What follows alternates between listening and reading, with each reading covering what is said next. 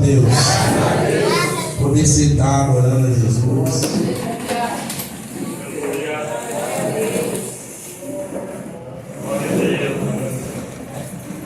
Glória a Deus. Vamos recitar o nosso tema. 1, 3, a casa de Seba. Vamos lá? 1, 2, 3. A casa de Seba. Pronto. Meus amados, coloque aí lá o primeiro slide, a introdução dessa palavra.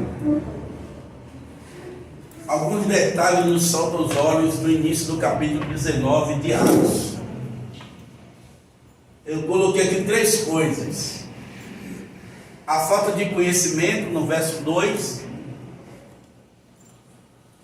maravilhas extraordinárias que Deus fazia através do seu servo, o apóstolo Paulo. E a terceira observação são as práticas exorcistas. A primeira observação que você percebe ao iniciar essa leitura do capítulo 19, você vai ver que Paulo chega em Atenas. E quando ele chega em Atenas, ele encontra ali um grupo mais ou menos de 12 irmãos, servindo a Deus, fiéis ao Senhor. Mas o apóstolo percebeu que a obra estava incompleta. E aí o apóstolo aborda aqueles servos de Deus e pergunta: recebeste vós o Espírito Santo? E aqueles homens, apesar de ser servos de Deus, apesar de ser crente, apesar de estar ali buscando a Deus e fazendo a obra do Senhor, eles disseram: o que é isso? Não sabíamos o que é o Espírito Santo. E aí Paulo pergunta para eles: em qual batismo vocês são batizados? Ele disse: só conhecemos o batismo de João. Então foi necessário o apóstolo Paulo orar por eles. E tendo orado por eles, o Espírito Santo veio sobre eles. Amém. E eles foram cheios do Espírito Santo. Amém. Aleluia.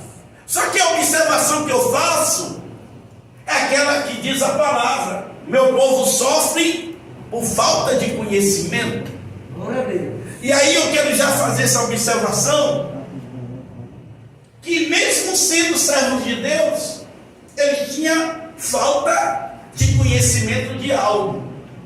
E aí eu quero chamar a sua atenção e a minha atenção e a nossa atenção para isso.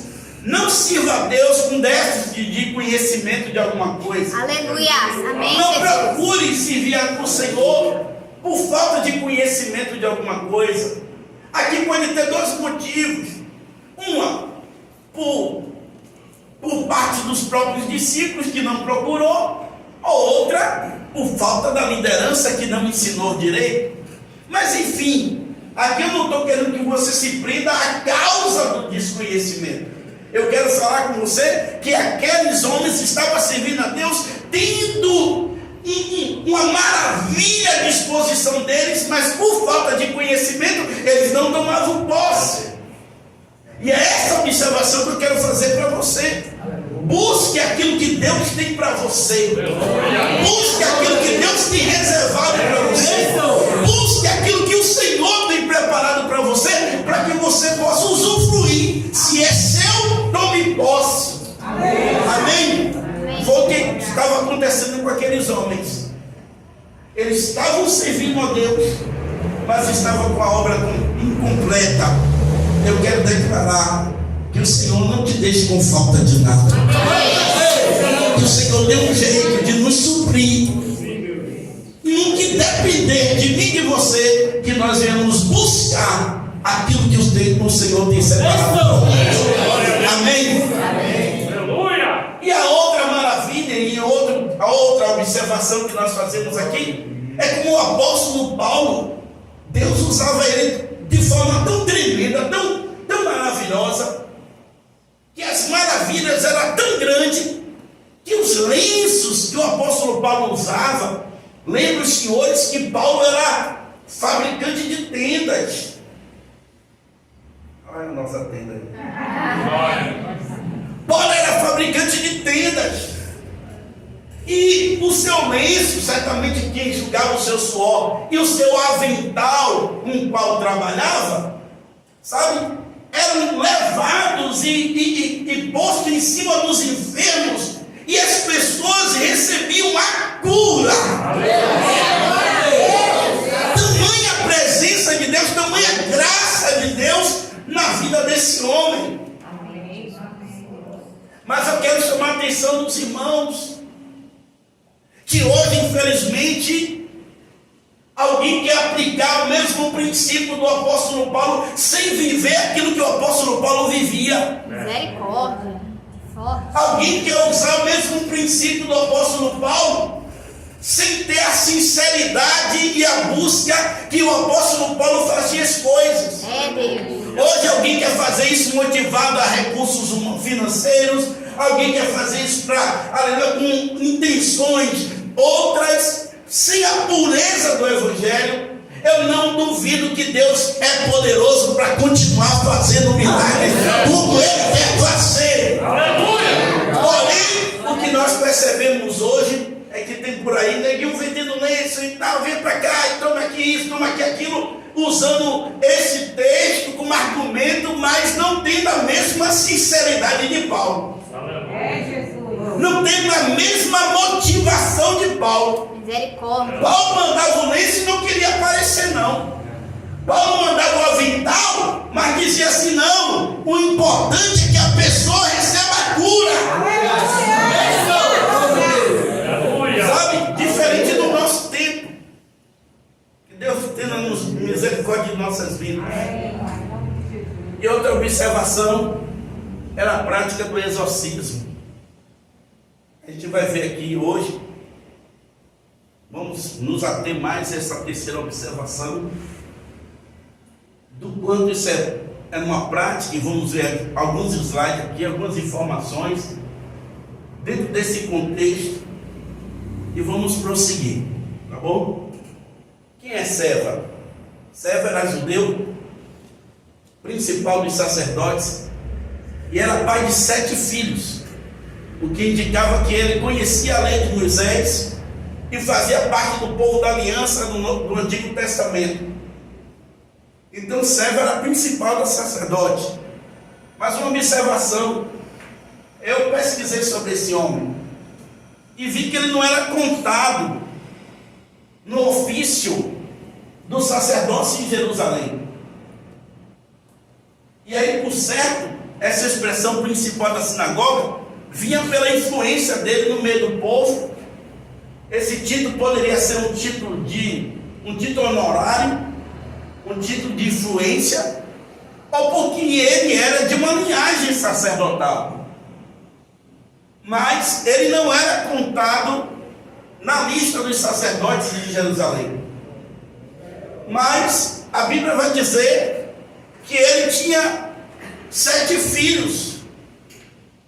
E toda a família de Seva era uma família religiosa. É uma família voltada, não era a família de gentios, era uma família religiosa. E por que eu estou fazendo essa observação? Nós vamos prosseguir. Exorcismo. Os judeus praticavam exorcismos muito antes de Jesus. Eles criam que certos rituais, palavras sagradas, fórmulas podiam expulsar espíritos malignos. Esses exorcismos eram muitas vezes mais teatrais do que eficazes. Mas eu quero que os irmãos se prendam a isso. Sempre houve, em toda a história humana, sempre houve influência maligna, desde a queda. Então, esse possessão, espírito maligno, demônio, sempre houve. Agora, no ministério de Jesus, isso ficou mais evidente. Porque no ministério de Jesus, você vê várias passagens bíblicas o Senhor expulsando demônios, expulsando espíritos malignos que geravam enfermidade, espírito maligno que gerava, aleluia, prisões, atrofiamento, espírito maligno que fazia tudo. E nesse processo, Jesus, o seu ministério foi recheado de libertações, de expulsão do demônio. Esse foi o ministério de Jesus, libertando vidas do poder das trevas. Então sempre houve. E os judeus tinham uma prática do exorcismo, que era lá, quando tinha alguém endemoniado, meu Deus, e aí fazia de tudo, todo um processo, para que aquela pessoa ficasse livre daqueles espíritos malignos. E aí se usava várias coisas, ritos, palavras, amuleto, isso e aquilo, sabe? E muitas das vezes tinha alguns, que nós vamos ver aqui, que tinha até a prática comercial desse gesto de exorcizar. Vamos ver? Comércio exorcista. No mundo grego-romano, a prática de expulsar espíritos malignos também existia, geralmente misturado com magia, feitiçaria, invocação de deuses, uso de amuletos, rituais místicos, e muitos dos chamados exorcistas negociavam seus serviços. Ganhava dinheiro para expulsar espíritos malignos que estavam em alguém. E muitas das vezes, porque nós cremos que quem expulsa é o poder de Deus. Aleluia! Quem expulsa é o Senhor. Quem expulsa é a misericórdia de Deus atuando. Glória! Aleluia! Então por isso que no slide passado eu falei que muitas dessas manifestações são puros teatros, porque quem tem poder para expulsar é o próprio Deus. Amém? Lembra uma passagem bíblica que alguém olhou e disse assim, que Jesus expulsava os demônios por Beelzebul, príncipe dos demônios? É porque eles tinham isso na mente, sabe? E eles não quiseram dar o braço a torcer, reconhecendo a autoridade espiritual que Jesus tinha. Então ele entendeu que os espíritos se sujeitavam porque ali estava um príncipe maior, que Beelzebul é titulado como um dos demônios-chefes. Então eles tinham esse pensamento, mas o Senhor disse: eu expulso os demônios pelo dedo de Deus. Vamos lá. Os filhos de Seva invocaram em nome de Jesus, a quem Paulo prega. Eles não diziam o nosso Senhor Jesus, mas o Jesus de Paulo. Isso mostra a ausência de fé pessoal, vida espiritual e intimidade com Deus.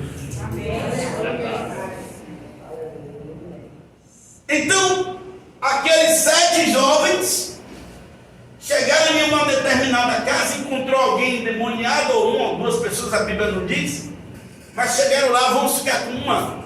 Chegaram lá, encontraram um endemoniado, e aqueles jovens, que eram exorcistas ambulantes, nós lemos aqui o texto, o verso 13, eram exorcistas que, sabe, ficavam daqui e dali, negociando essa prática, viajavam para, sabe, supostamente expulsar os demônios. Eles tinham essa prática. Então quando ele chegou aqui em Éfeso, eles olharam e viram uma situação e quiseram expulsar os demônios usando o nome do Deus que Paulo pregava.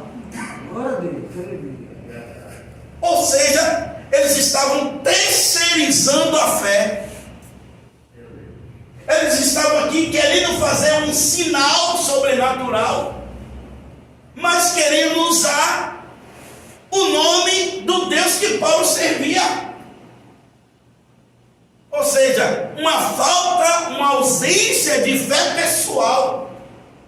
Aí eu já quero aplicar para nossas vidas essa palavra. Nós precisamos ter fé pessoal. Amém? Fé pessoal. Cada um de nós.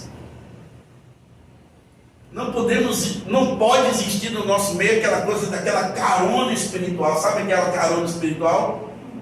Um só ora e outro pega a ponga. Um só lê a Bíblia e o outro fica ali, sabe? Um tem intimidade com Deus e o outro não.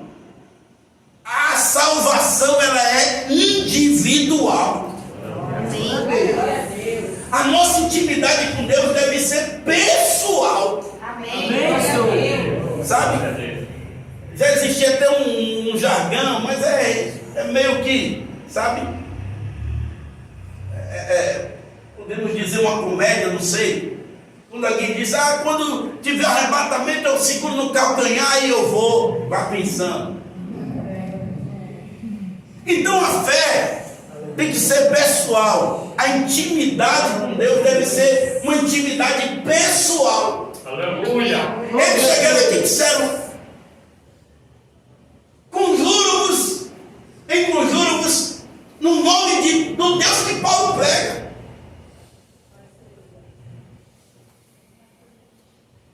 Sem intimidade, sem conhecer, sem ter Deus no coração, sem ter Deus na vida, tentaram fazer a obra sem o devido preparo. E aí vocês vão ver a consequência: fracasso espiritual. Misericórdia, Jesus. Usar o nome de Jesus como uma fórmula mágica.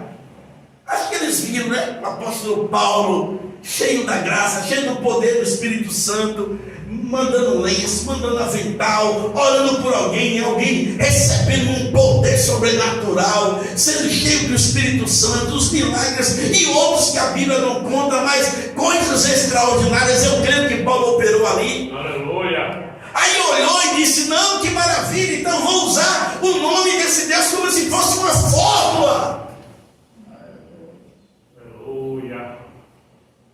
Como fosse, sabe, um amuleto, como se fosse, sabe, alguma coisa assim. Como alguém aí que pega o Salmo 91, deixa aberto na estante. É mais ou menos isso.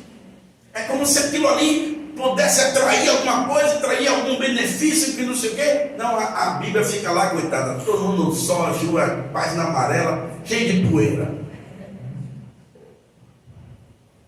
Por quê? Não, porque o Salmo, sabe, essa coisa mística, onde não, Salmo 91, e isso, naquilo, não vou deixar a Bíblia aberta e tal. Mas, como se isso fosse uma fórmula, uma receita mágica de alguma coisa.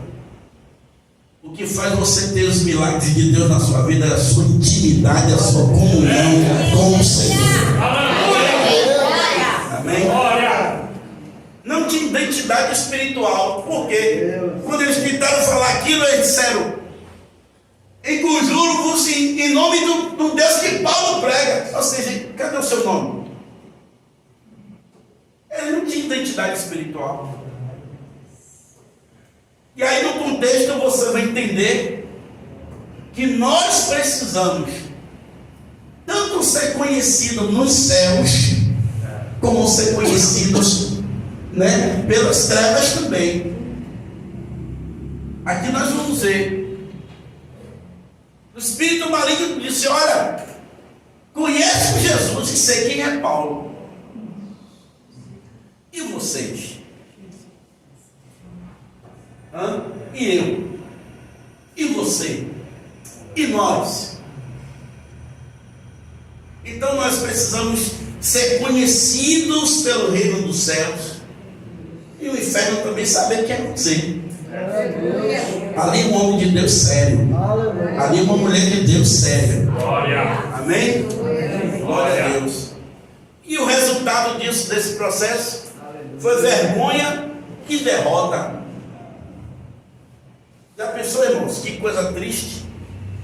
Servo de Deus sair envergonhado, cabisbaixo, humilhado, porque não teve o devido preparo, não teve a devida intimidade com Deus, não teve a devida ferramenta espiritual para lidar com a situação. Aleluia. Saíram, sabe, com vergonha e derrotados. Porque os 7 estavam ali expulsando, o diabo se levantou e pegou, se segurou de 2. E foi terrível. Vamos lá.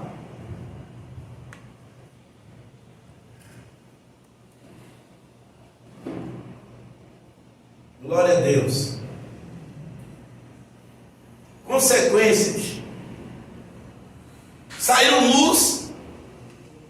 Já arrancou a roupa, tirou e, sabe, saiu nus, vergonha exposta. Saíram feridos, consequências visíveis da imprudência. O demoniado pegou lá e ó, deu uma coça. E fugidos. A fuga de quem tentou lutar sem preparo espiritual. Verdade. Tentou lutar sem preparo espiritual e aí saiu envergonhado, cabisbaixo, nu, ferido, machucado, humilhado. Foi a consequência de quem entrou em uma situação sem ter o devido preparo espiritual. Vamos lá. O que faltava na casa de Seva? Letra A, intimidade com Deus. Não basta saber sobre Deus, é preciso conhecê-lo pessoalmente. Aleluia. Não basta você ficar só na informação, só não. É preciso você conhecê-lo pessoalmente, ter intimidade com Deus. B, obediência e sujeição. Sujeitai-vos, pois, a Deus, resistir ao diabo, e ele é que vai fugir de você. É o que escreve Tiago 4,7. Então, primeiro, intimidade com Deus, obediência e sujeição a Deus, porque sem obediência não existe intimidade, sem intimidade não existe obediência. E ainda tem outro detalhe, coloque a letra C, e ser cheio, uma vida cheia do Espírito Santo. A autoridade de Paulo vinha de sua vida cheia do Espírito. A casa de Seva estava cheia de religião, mas vazia do Espírito. Misericórdia, Jesus, me guarda. Ou seja, ele era sacerdote, irmãos, principal sacerdote. Os filhos deles tinham contato com as coisas espirituais. Mas eu quero te dizer que não basta só você ser religioso. Não basta só você, não, eu frequento uma igreja, eu congrego na Beracã, eu estou ali, e o meu pastor é fulano, meu pastor é André, não sei o quê. Não, irmãos, não basta só isso. Nós precisamos ter uma intimidade com Deus, obediência pessoal e ser cheio do Espírito Santo. Só a religiosidade não serve, não. Sabe? Não, eu já sou crente, não sei o quê. Não, tem que ter vida com Deus. Glória a Deus. Aleluia. Tem que ter intimidade com o Senhor. Quem teve, tem que buscar. Quem não tem, tem que procurar. Amém. Glória a Deus. Aleluia. Sabe? Uma vida cheia do Espírito Santo, cheia da graça de Deus. Menos religiosidade e mais intimidade com o Senhor. Graças a Deus. É isso que nós estamos precisando, amados. Amém? Vamos lá, sim. Aqui eu coloquei, ter título, ministério, tradição, não garante poder espiritual. Muitos, entre aspas, filhos de serva, hoje tentam viver uma fé emprestada, herdada, superficial. O nome de Jesus não é amuleto, é a chave para quem tem aliança com Ele. Onde, meu Deus? Filho de serva hoje fica com aquela coisa de superficial, só porque vai na igreja, acha que já está o bastante, já é o suficiente. Glória a Deus que você vem. Entenda a palavra, por favor. Graças a Deus que você vem. É melhor que você venha do que não vir. Mas vindo, abre o teu coração para que você vá mais à frente, mais além. Amém. Porque Deus tem coisas maiores para a sua vida. Glória a Deus, para que nós tenhamos uma intimidade, não ficamos com aquela coisa de uma fé superficial, emprestada. Porque meus pais, porque sabe, você pegou essa fé de algum lugar, se assegurou de alguma coisa. Não, o nome de Jesus é poderoso para quem tem compromisso com Ele. Porque o nome de Jesus na boca de quem não tem compromisso é chamar o nome do Senhor em vão. E a palavra adverte: não tomarás o nome do Senhor teu Deus em vão. Mas esse nome Jesus na boca de quem serve a Deus com sinceridade, esse nome tem poder. Esse nome é maravilhoso. Esse nome é maravilhoso. Esse nome, como eu coloquei aqui, é uma chave que abre portas. Amém? Talvez você não consiga coisas com o seu próprio nome, mas usando o nome de Jesus, a vitória é sua em nome de Jesus. Amém? Glória a Deus.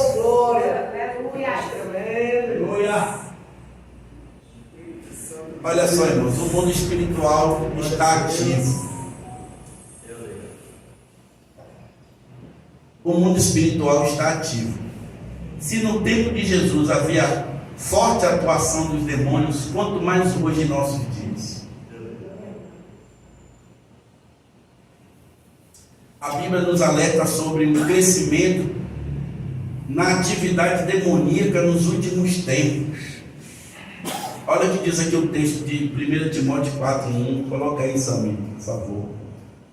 1 Timóteo 4:1. Se naquele tempo de Jesus já havia uma forte influência dos espíritos malignos, quantos textos bíblicos você percebe Jesus operando, libertando, livrando alguém dos espíritos malignos? Quanto mais hoje, nos nossos dias. E o texto bíblico ainda diz aqui, mas o Espírito expressamente diz que nos últimos tempos apostatarão alguns da fé, dando ouvidos a espíritos enganadores e a doutrinas de demônios.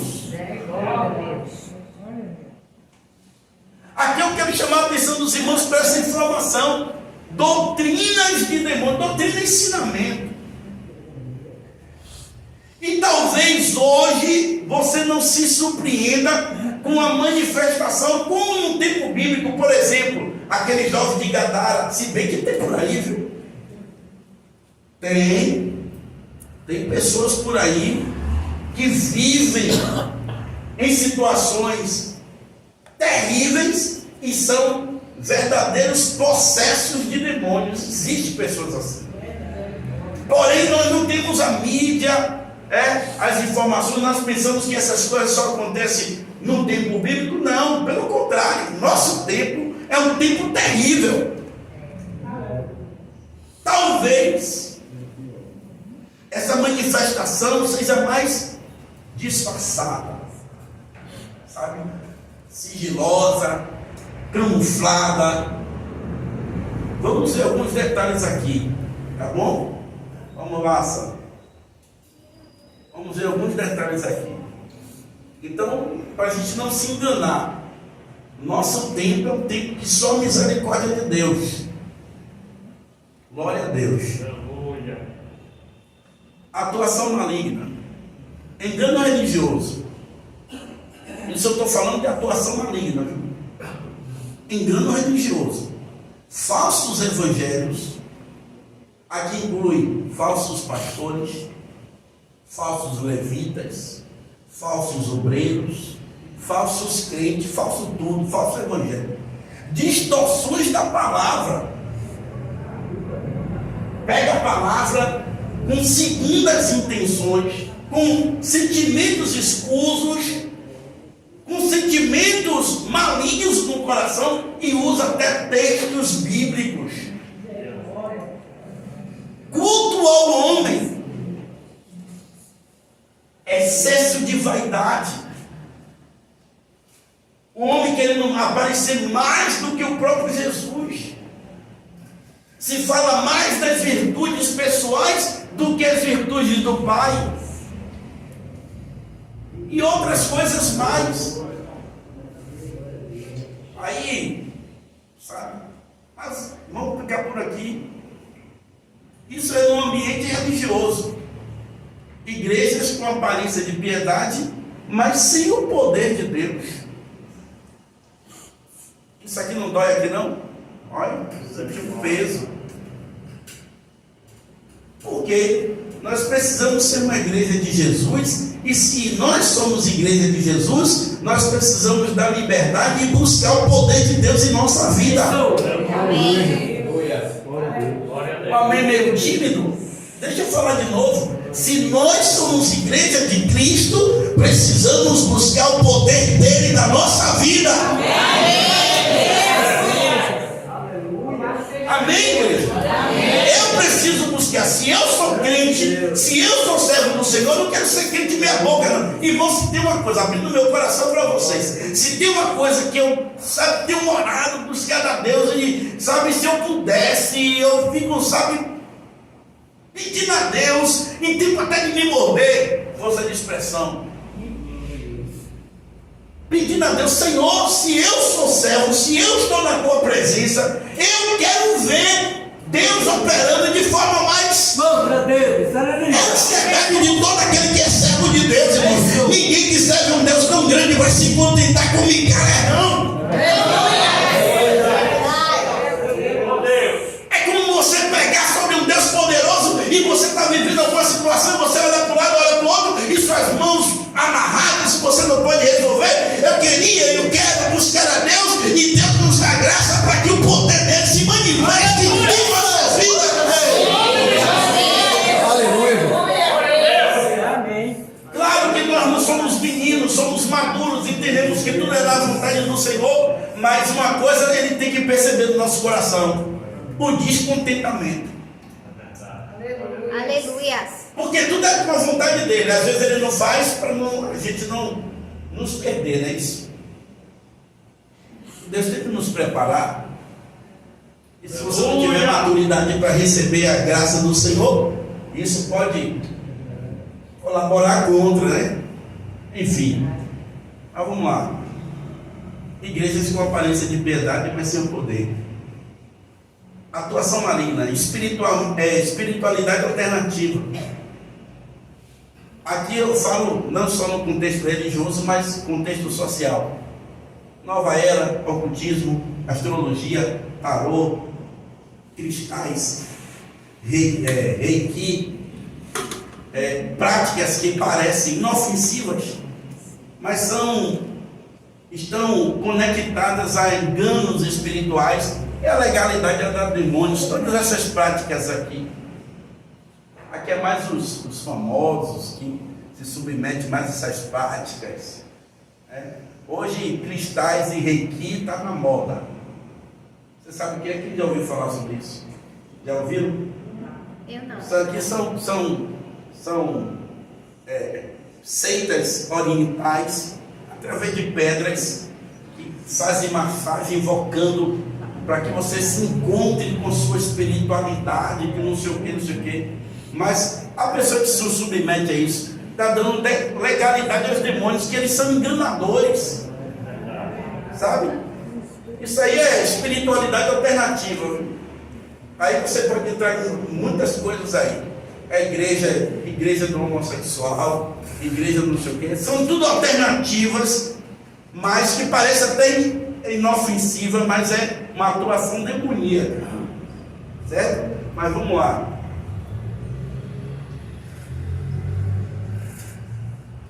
Entretenimento contaminado.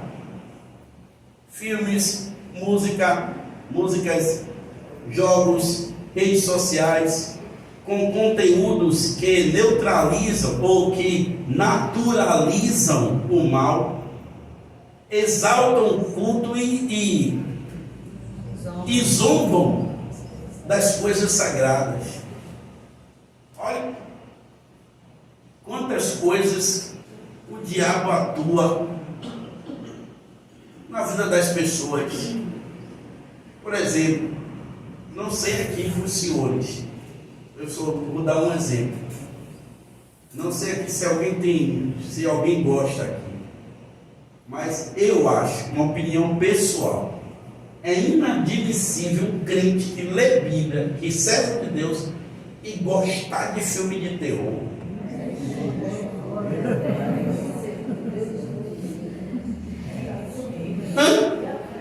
Gostar de... Não, eu gosto de filme de terror. Misericórdia, você lê a Bíblia. Você lê a Bíblia, você é servo de Deus.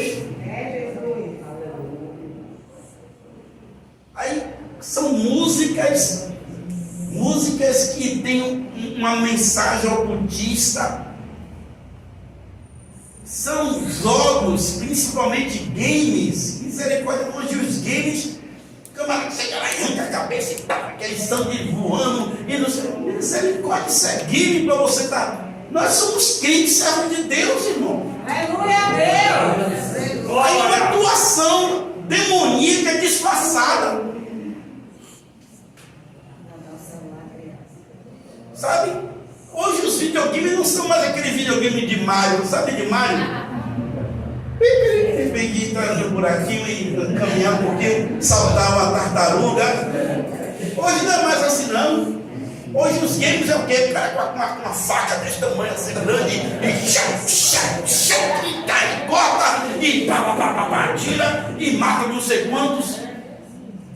Veja se você vê Deus aí ou você vê a atuação maligna por trás desses jogos. Redes sociais, não quero nem perder tempo aqui. Conteúdos que, olha irmãos, essa expressão é tão naturalizam o mal. Você sabe o que é naturalizar o mal? É a pessoa ver e perder a sensibilidade, achar que é normal. É alguém hoje que é crivado de bala, alguém chega de junto, em vez de estar sofrendo, estar chorando, alguém pega o celular para gravar. Sabe que sentimento é esse? Naturalizando o mal. É crente que gosta de como é? UFC, como é? UFC, MM, não sei o quê, e tal, e distorcendo a cara do outro, e não sei o quê, e a gente, meu Deus, a gente vai se alimentar com essas coisas, irmão. Pelo amor de Deus. Olha que o pastor André não sou aquele pastor de ficar, não, mas eu estou falando a verdade, o texto bíblico. Vamos cuidar do nosso coração para ver se a gente não está, sabe, de forma disfarçada, nos dando legalidade a uma ação maligna na nossa vida. Aí depois a gente não sabe lá na frente o que é. Meu Deus, o que é? E não sei o que, se saber. E muitas das vezes está lá, escondidinho lá. Eu já contei aqui algumas vezes para os irmãos.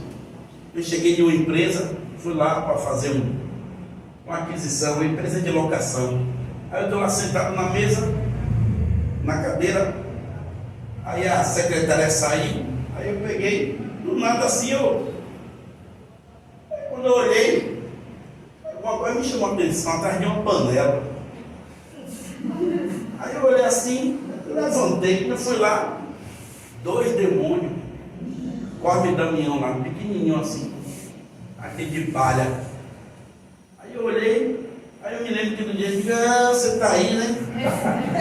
Aí eu fui lá e dei 2 pitoques. Aí caiu lá, eu deixei lá. Aí eu sentei e fiquei normal. Aí eu disse, quando os donos chegarem lá, para ver os dois lá. Mas parece cômico, mas você sabe que está ali escondido? Pequenininho, os dois é bem pequenininho, o nego engraçado, pequeno. E aí bota lá escondido lá, sabe? Influência maligna. Zomba isso aqui, zomba das coisas sagradas. A Bíblia diz o quê? Se for para sentar na roda dos escarnecedores, é para a gente fazer o quê, irmãos? Fugir, levantar, que você é crente. Amém? Você é servo de Deus. Está zombando da Bíblia, está zombando das coisas espirituais, está zombando da palavra. Meu irmão, se eu for assistir alguma coisa, essa semana eu não tenho nem tempo para assistir filme, mas de vez em quando assim que eu vou lá, não consigo porque eu durmo. Aí eu peguei lá e disse, não, eu vou assistir. Aí eu botei lá, passei. Aí nas primeiras partes do filme, o cara falou logo, peguei o controle, não queria saber mais do resto do filme, eu desligar logo, pá, desliguei. Por quê? Porque começou a zombar das coisas sagradas, eu desligo logo, porque não faz parte da minha constituição. Pode ser um filme melhor do que eu, não assista, porque se eu ver qualquer coisa, eu desligo logo. Por quê? Porque eu tenho que cuidar de minha vida espiritual. Amém? Vamos lá. Uma geração marcada por uma profunda guerra espiritual, cheia de opressão emocional, vícios, rebeliões anarquista e sem discernimento. É a nossa geração. Sem discernimento nenhum. Guerra espiritual. Irmão, nós vivemos uma batalha constante. Você crê nisso? Nós vivemos uma batalha constante, diária, para que eu e você não faça aquilo que o Pai quer que nós façamos. E é por isso, irmãos, e essa consciência de batalha, sabe que me ajuda? Eu vou passar aqui a receita para vocês. Não que eu seja melhor, não. É só questão de experiência. Sabe o que isso me ajuda? Quando eu estou para fazer alguma coisa, que eu deixo as coisas espirituais para fazer uma outra coisa, aí eu lembro da batalha e digo, o inimigo está dando risada de mim, então vou voltar. Vou voltar para as coisas espirituais. Amém. Então nós temos que ter, irmãos, nós erramos porque nós esquecemos que estamos em uma batalha. Isso é sério. Se eu perguntar aqui para os senhores, quem veio hoje com esse pensamento, ou quem teve um pensamento hoje, durante o dia, que você está em uma batalha espiritual, ou quando foi que você veio na sua mente essa informação, que você está em uma batalha espiritual? Mas eu vou falar para vocês, nós estamos o tempo todo em plena batalha. Não podemos baixar a guarda, não podemos, sabe, porque o nosso adversário não dorme. Nosso Deus não dorme. Ele também não dorme, não. Aleluia. Vamos. Meu Deus. A autoridade de Jesus. Jesus não precisava negociar, temer, nem repetir rituais. Ele ordenava e os demônios obedeciam. Glória. Os demônios reconheciam e reconhecem a autoridade de Cristo e temem a sua presença. Marcos 1:24, que é a passagem do Gadareno, que eu já comentei com os irmãos. Foi Jesus chegando e os demônios na vida daquele homem se aproximando. E o que eu tenho eu contigo é Jesus de Nazaré. Sabe? Então, os demônios reconheciam a autoridade de Cristo e temiam a sua presença. Vamos lá. Em nome de Jesus. A autoridade de Jesus. Jesus transferiu essa autoridade à sua igreja. E aqui eu coloquei aqui 2 textos bíblicos. O primeiro de Mateus 10:1 diz assim: e chamando os seus 12 discípulos, aqui é a representação da igreja, 12 discípulos, colégio apostólico, deu-lhes autoridade sobre espíritos imundos para os expulsarem. Receba a sua vida em nome de Jesus. Você tem autoridade dada por Cristo. Lucas 10:19: eis que vos dou autoridade para pisar em serpentes, escorpiões e sobre todo o poder do maligno.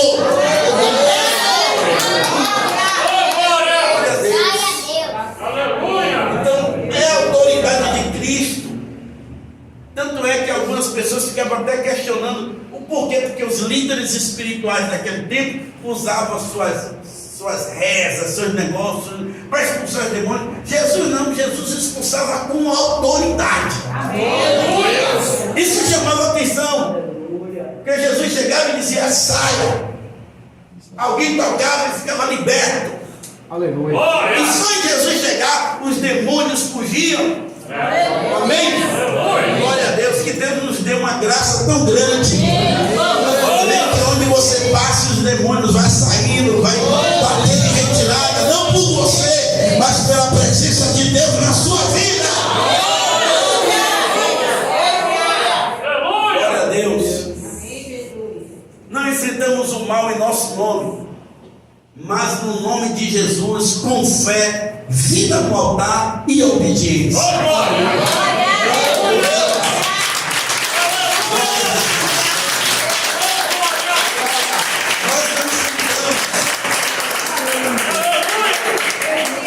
Com o nosso nome, nós enfrentamos no nome de Jesus. Amém? Glória a Deus. Eu louvo a Deus, porque Deus é bom, fiel. Amém? Glória a Jesus. Vamos lá. Glória a Deus. É isso. Nós encerramos aqui. Não enfrentamos o mal em nosso nome, mas no nome de Jesus, com fé, vida no altar e obediência. Esse é o nosso caminho para nós obtermos vitória em relação aos demônios, né? Olha, irmãos, tem pessoas que quando nós falamos assim, tem até medo desses assuntos, sabe? Fica até de medo, porque não é para você ter medo não, irmão. Sabe por que não é para você ter medo? Porque maior é aquele que está conosco.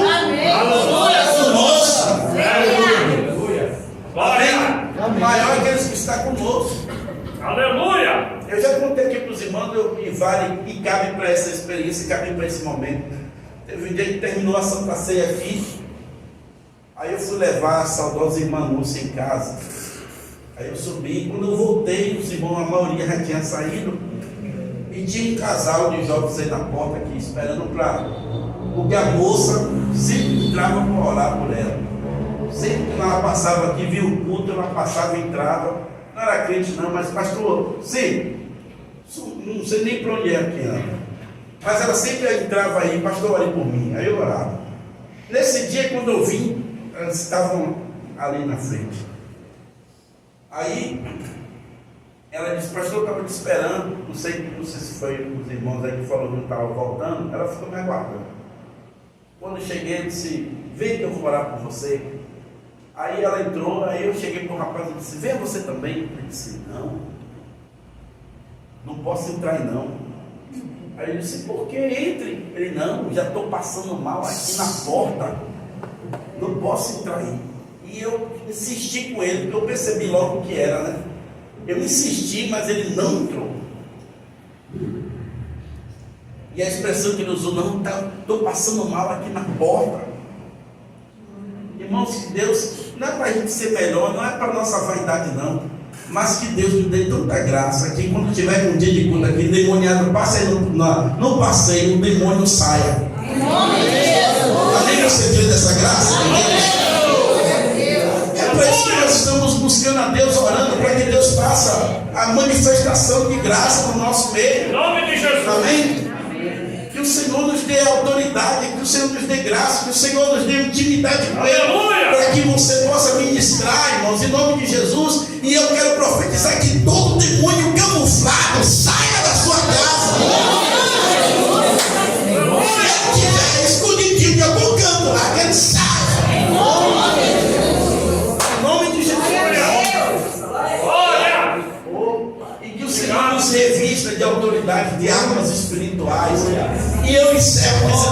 você, ó, estamos em guerra. Amém. Estamos em batalha. Agora não vamos lutar como os filhos, uma casa de serva.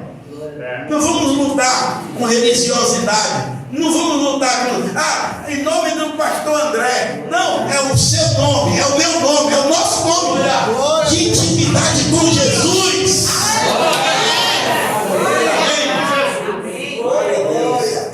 Obrigado.